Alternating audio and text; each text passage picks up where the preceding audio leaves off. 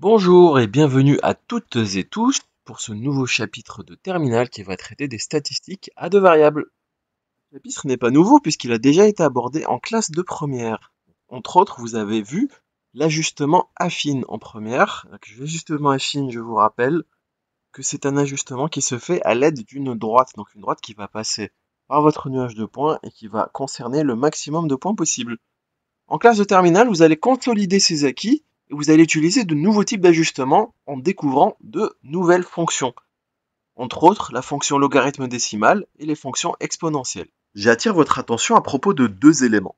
La première est une erreur assez commune, je la retrouve régulièrement. Sachez qu'il existe d'autres types d'ajustements que l'ajustement affine.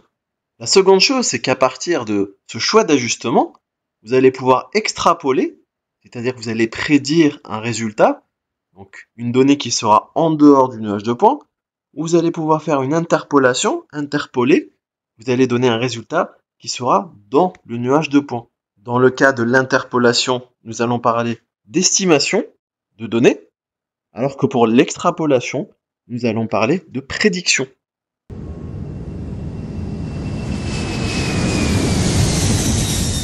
Et c'est à bord du cockpit d'un avion que va se dérouler cet exercice.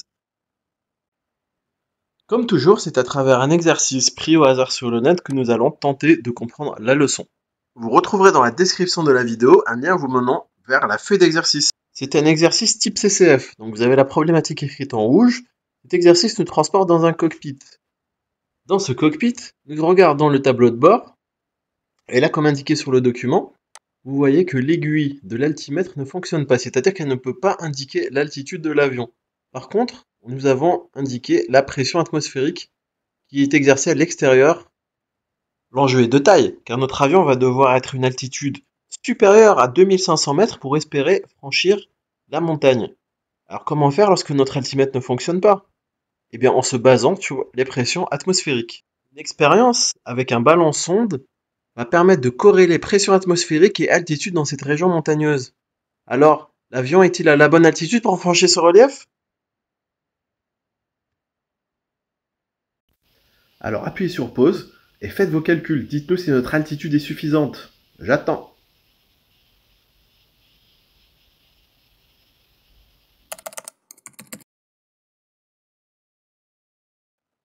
Alors en termes de calculatrice, vous êtes libre. Pour ma part, je prends une Numworks, mais ça aurait très bien pu être une Casio ou une Texas. Donc dans Numworks, vous allez dans régression, et là vous allez avoir dans l'onglet données deux colonnes à remplir, X et Y.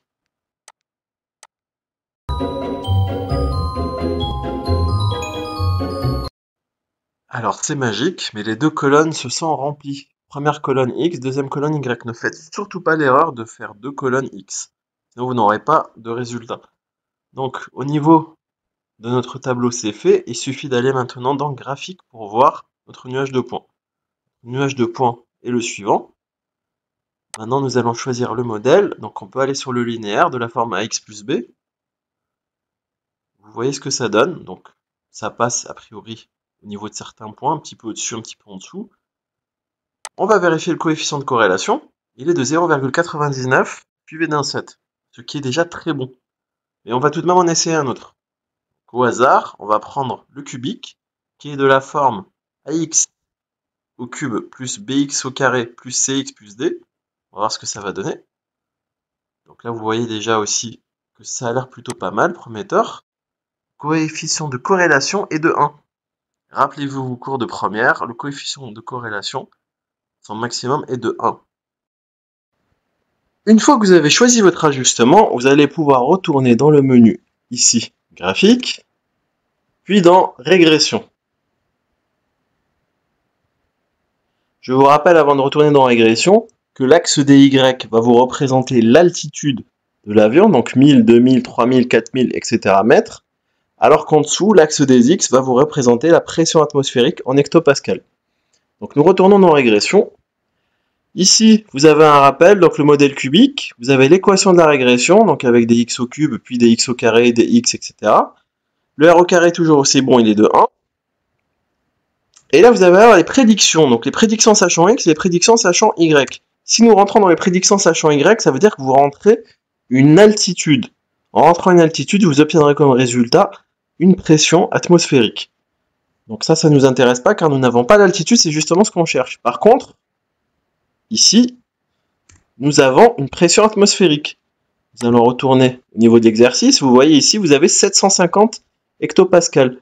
Donc en rentrant ces 750 hectopascales dans notre calculatrice, vous allez avoir ici une approximation de l'altitude. Donc on va savoir si le col de 2500 mètres peut être passé ou non. Donc ici on va noter 750.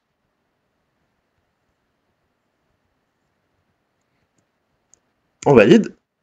Et vous allez avoir directement le résultat sur le graphique. Donc, lorsque x est égal à 750, y est égal à 2458,2 mètres. Donc à la question, l'avion est-il à la bonne altitude pour franchir le relief? Non. L'avion est trop bas, il va devoir prendre de l'altitude pour franchir l'obstacle.